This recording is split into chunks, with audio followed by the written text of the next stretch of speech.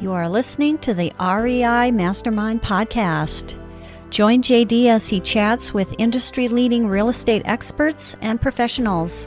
We learn from their experience and uncover the strategies to their success that we can implement into our own businesses, and we can drive immediate results today. They share their experience and wisdom as we build a foundation to our own success. This is the REI Mastermind Network.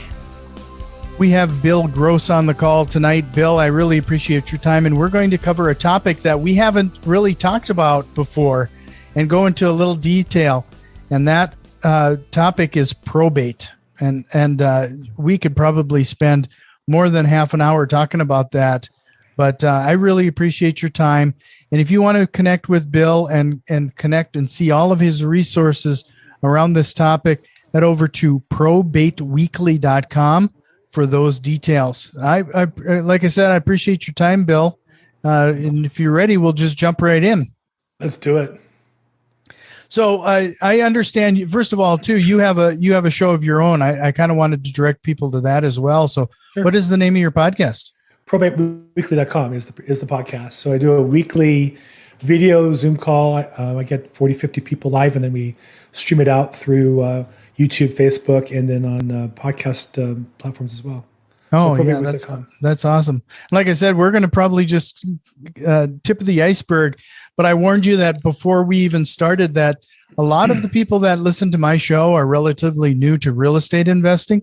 So the concept of probate is probably kind of foreign to a lot of people. So Sure. I'd hate to do this, but I'd like to start at the very beginning and even define what probate is Sure. and exactly that, what it is. Sure. And I work with first-time investors all the time. That's my specialty is helping people and educating them. So I'm glad to. So probate, a friend of mine came up with a joke that probate is really when you die, you filing a lawsuit against yourself. Because when we pass, we have a certain number of assets. And rather than just giving them to people, probate is where somebody on your behalf files for the right to distribute your assets. But they got to pay for legal fees, attorney's fees, maybe court fees, and just eats into those assets. And so really we want to avoid probate in most states. It varies from state to state, but in most states you can use a living trust, which basically puts the assets in a box and then says, when I pass, here's what to do with them. And that avoids the probate process. So probate, specifically is the legal process by which states, and usually through the county government, will allocate the resources of a decedent, even with a will. Many people think a will avoids probate, and that's generally not true. A will normally is adjudicated or probated in probate court.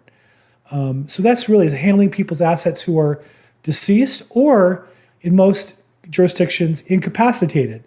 Cases where people are older, get dementia, Alzheimer's, can't make decisions on their own. They need a conservatorship established. That's usually done in probate court.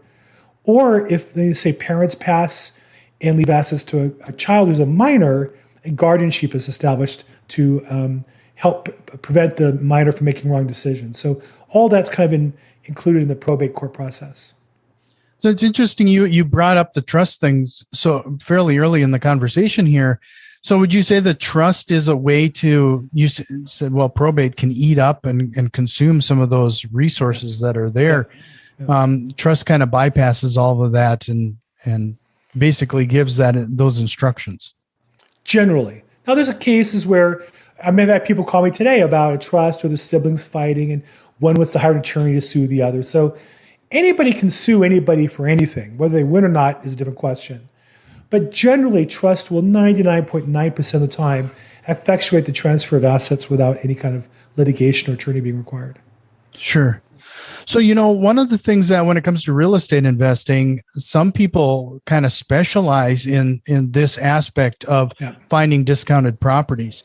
Right. And when they're kind of in that limbo or probate. Right. How have you found working with real estate investors in that regard?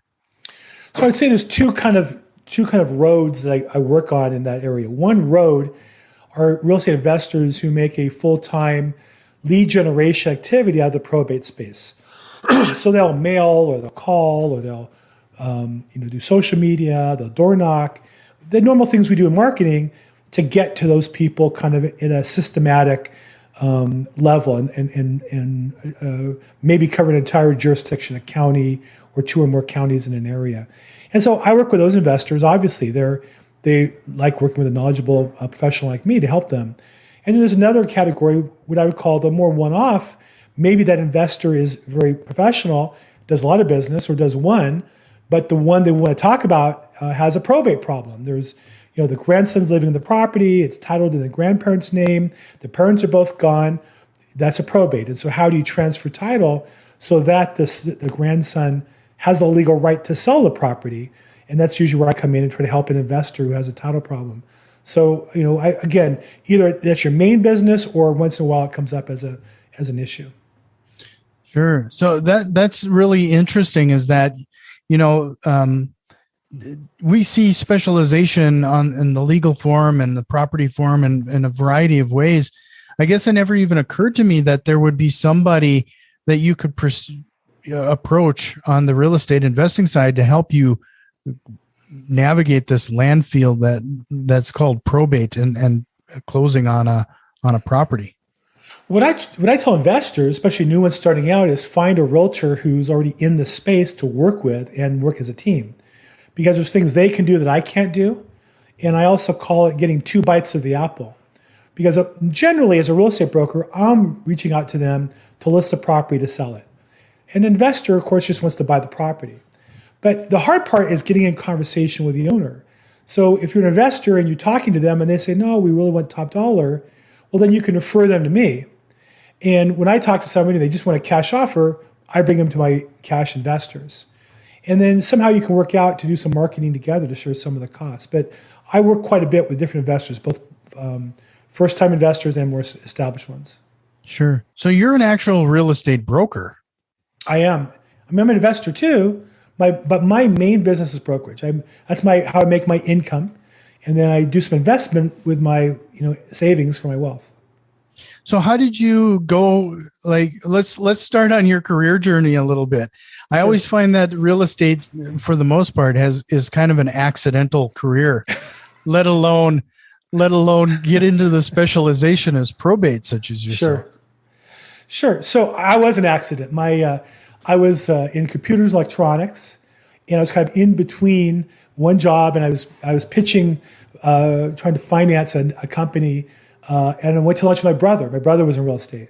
And on the way home from lunch, he said, hey, let's just hop in this office real quick. Pretend you're my partner.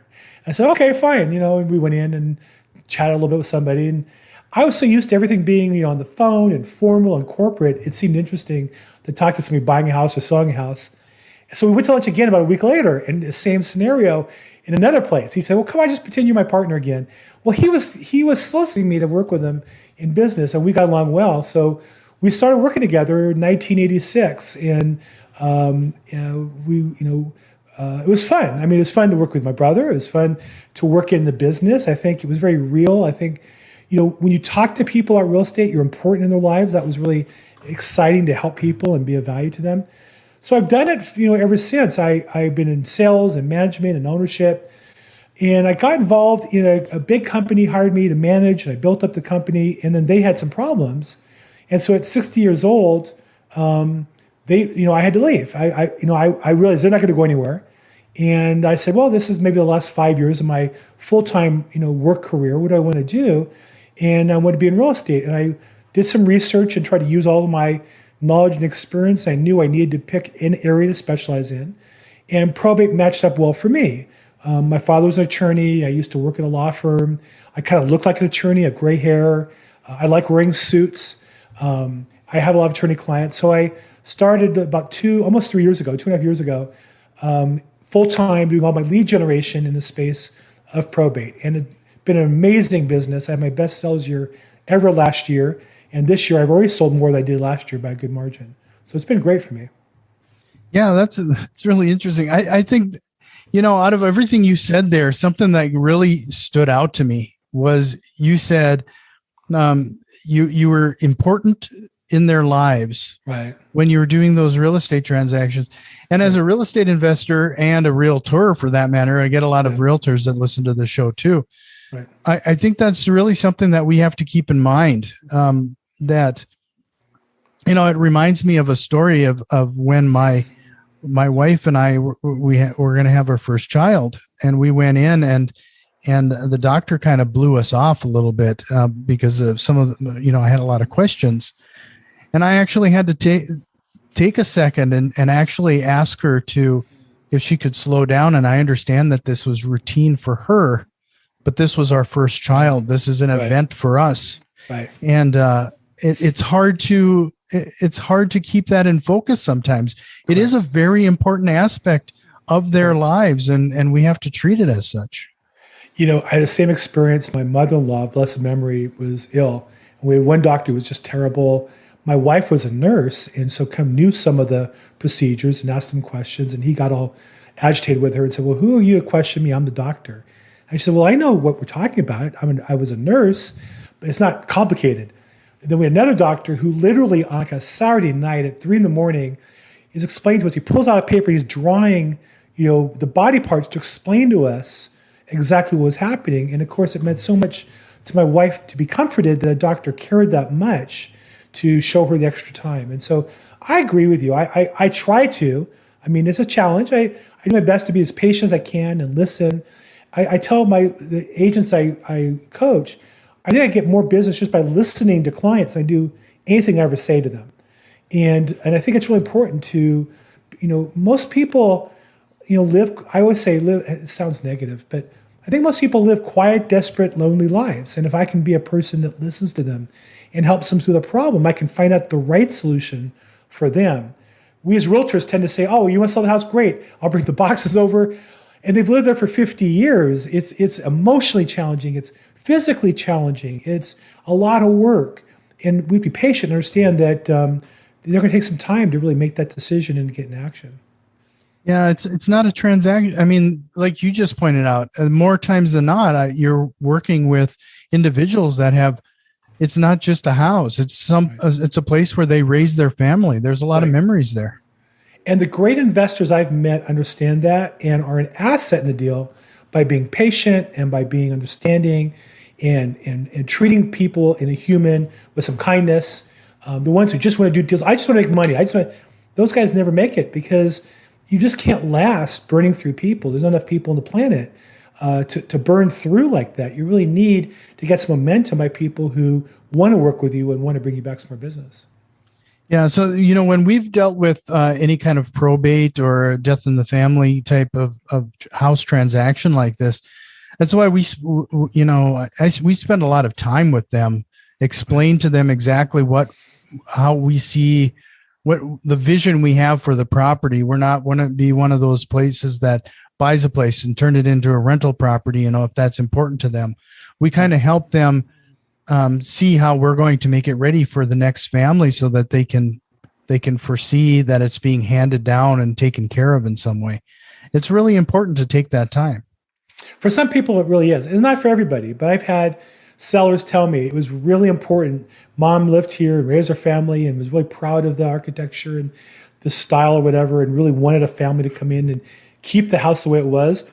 And I've had other ones tell me they don't want to sell the house to an investor who's just going to rent it because they don't want to do that to the neighbors. The neighbors were so kind to them over the years. And so it is surprisingly often important. Sometimes not. Sometimes they're out of state and they just want cash. They don't care. And then my job then is to get them as much cash as possible, as quickly as possible. So, well, being in this probate world, I've also run into those situations where when anytime there's money involved and there's a bigger family, there's always some agitation that accompanies that. How do you typically handle that type of thing? I think I'm particularly good in those circumstances. It's hard to sell yourself as to how that is, but again, I think it's for me to get my ego out of the way. It's not my job to convince anybody anything. It's my job to represent my client. And sometimes representing my client is saying less, not saying more. So I just find it as a general rule, the less I say, the better. And if I have something to say, make sure I say the right words.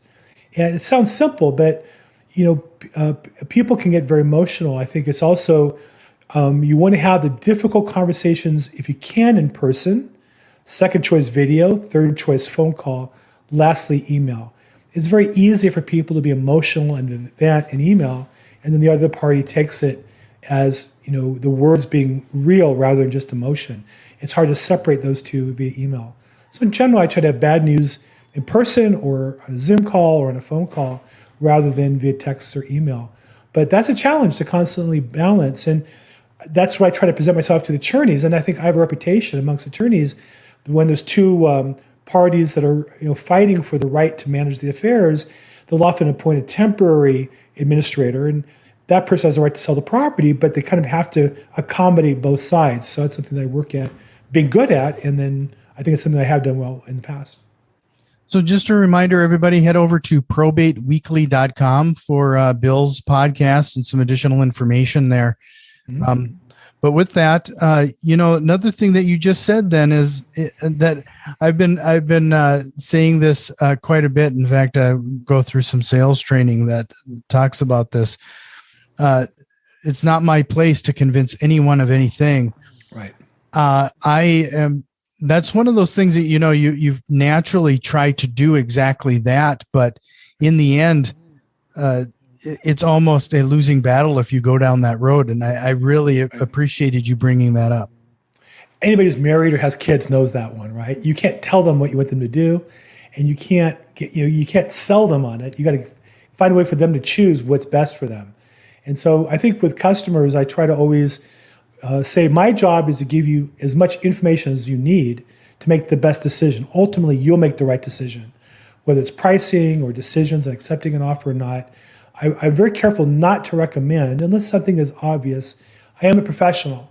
But in general, oftentimes the decision is really based on the customer's preference. And my job is to give them the pros and cons and let them make the decision. How soon do you want your money? This one's lower, but they'll get you the money right away. This one's higher, but there's some risk and it can take an extra 30 or 45 days. I can't answer that for the client. They can. My job is to give them those two choices, give them all the information, and then give them the space to make the right decision.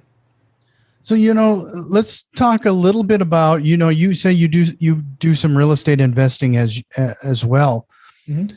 If you find a property that is in some sort of probate scenario, what do you typically would you advise a real estate investor to do? Like, what information should they probably gather, or what type of questions should they be asking before they pull you in to the conversation to help? Well, you can call me anytime. I'm fine to answer questions and scenarios. I do it all day long. What I would say is you have to first analyze the deal.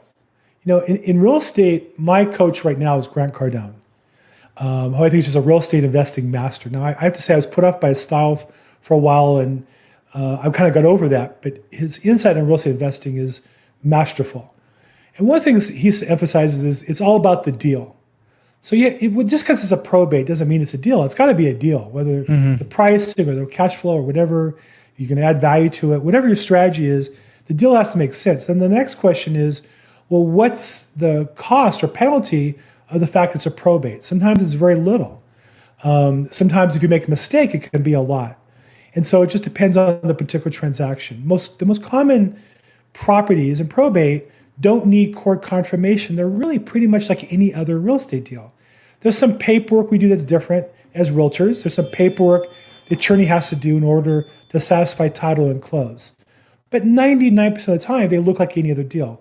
Now, there's one alligator in the swamp, which is normally in most jurisdictions, if you're going to sell a probate property, even if you have full authority, you don't need court approval. You just have to file something that tells all the heirs and all the creditors, we're selling the house for this much money on these terms. And if there's one guy who raises his hand and says, you're selling it too cheap, he can gum up the works and hold up the closing. So you have to work your way through that in the best way possible. Sometimes the states will wait till the last minute. If I'm representing the buyer, I want it done right away because I don't want my investor to have his money in the bank, in escrow, and find out we're waiting for 6 months while they go through a legal process. But 99% of the time, that's not an issue.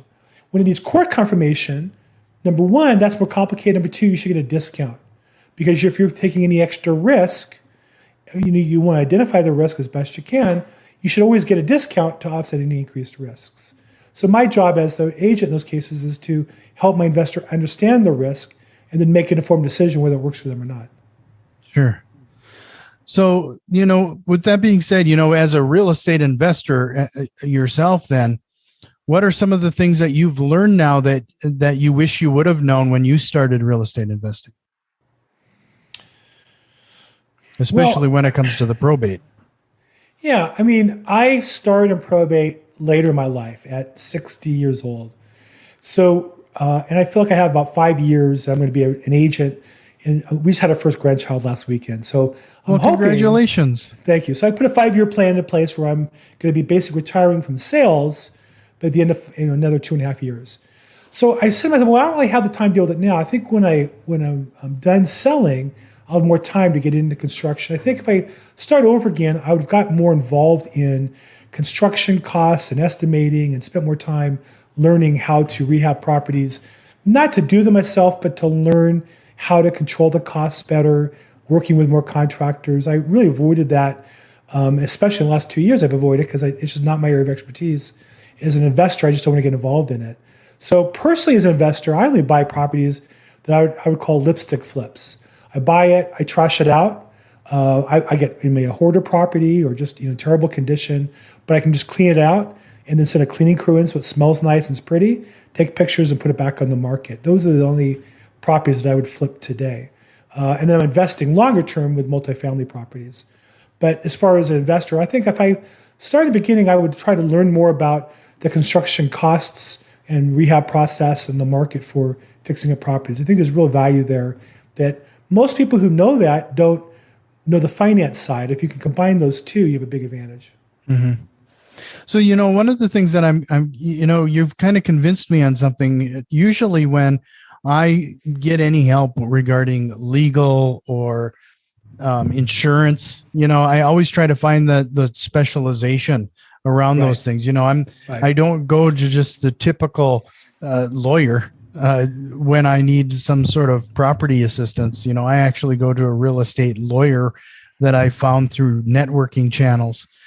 But now, when it comes to probate, I'm starting to think that I'm probably missing the boat regarding taking a minute, finding that proper realtor or brokerage that has some of that specialization as well. I would agree. And the thing that I find, now I'll say I got the domain name, the LA Probate Expert, didn't cost anything other than the regular fee. And I don't really need to have any approval or certification to say I'm a probate expert. Now, I have taken numerous classes, I have numerous certifications, but that doesn't make me a probate expert. What makes me an expert, I believe, is my commitment to the profession, learning, reading, YouTubes. I've taken multiple certifications. So just be a little careful when somebody positions himself as a probate expert. You want somebody who's really working that business regularly. And I think a good place to start might be who's the leading probate attorney in your area. And you might call them and say, I'm just looking for a realtor in this space to work with. Is there somebody you'd recommend? And my guess is the top probate attorney probably gets referrals from that realtor and would appreciate the opportunity to make an outbound referral back to the agent. So I think I would ask, depending on where you are, it varies by county. But I would try to find, I'd Google search the city you're in or the county you're in, probate attorney, and I would ask that attorney for an introduction. Could you give us an example, outside of the umbrella of probate, what somebody with probate experience might be familiar with that a regular realtor or broker might not be aware of? Well, I mean, I'll give you a recent example. I would just say even the fundamentals. What's shocking is, just last week, I'm calling on a case that I know needs court confirmation. That's my particular area of specialty. In LA, we're the biggest probate court in America, so we have more of everything. And so even though court confirmation is a small percentage of the whole, the small percentage of a large whole is a nice sized chunk. So we have about 50 or 60 a month that go to court to be sold. And I make a living on that to some degree. And so I'll call attorneys on these cases and I'll look at the case file because I have access to it online.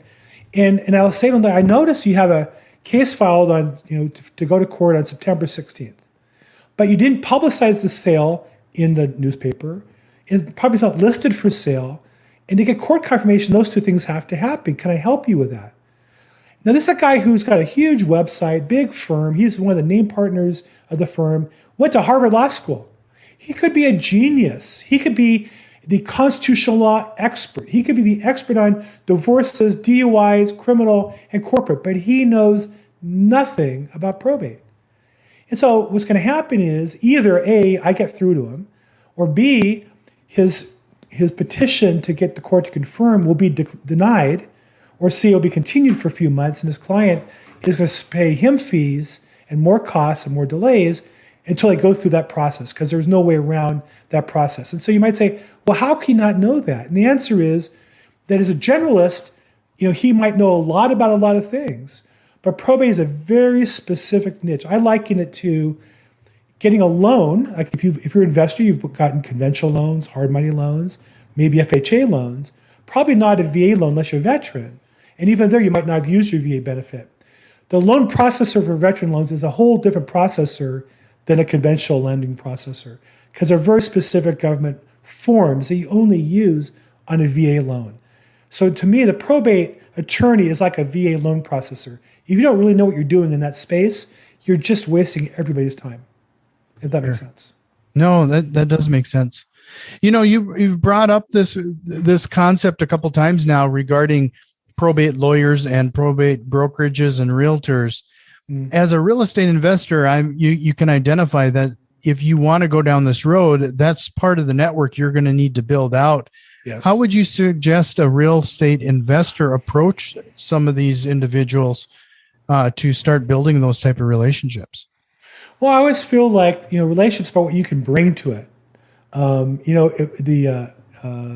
rabbi who married me said something that stuck with me. I don't know that I live up to it, but he said that the key to good marriage isn't finding the right partner, it's being the right partner. So I think if you want to create a partnership with an attorney, what can you bring value for him? Well, if you're an attorney, you probably get some referrals from a real estate agent. Ask the attorneys or a real estate agent you would refer me to. And likewise with realtors, an attorney that, is an attorney that you're working with that you refer your cases to that I could, talk to as well. So you want to network with people and try to find a way to bring them some business. I think that if you're an investor, you're looking to buy property, you're not really a prospect to the attorney. You're kind of a pain to them, unless there's some way to bring value to them. And the way you bring value is kind of feeding their supply. You also might ask them, now in some jurisdictions we use separate escrow title companies, in some jurisdictions you use real estate attorneys to handle your transactions. So you might look for a probate attorney and ask him, what real estate attorneys do you use? And try to use them as a way to get an entree back into that probate attorney's business. So I would say you want to find a way to help other people get business. My first coach was Zig Ziglar. He said, you can have anything you want in life if you help enough other people get what they want. So figure out what that probate attorney wants. And in general, most attorneys like to go out to lunch and network. Don't ask them for referrals. Ask them to educate you, ask them for information, and ask how you can help them network their business. Sure. No, that's great advice just in general regarding the networking. So just one more time before we let you go here, Bill, I got one more question for you. But head over to probateweekly.com for Bill's podcast. And before I let you go, is there a question you wished I would have asked you here tonight? How can you be so smart and so handsome?